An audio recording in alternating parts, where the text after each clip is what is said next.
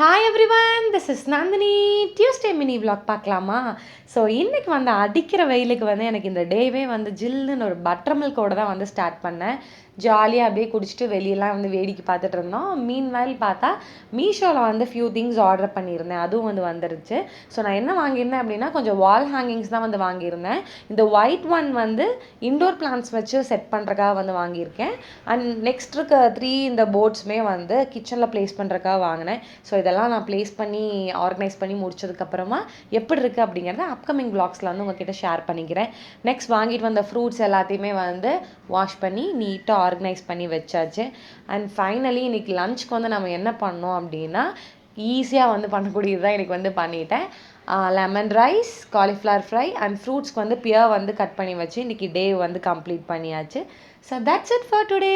Tata bye, see you all tomorrow.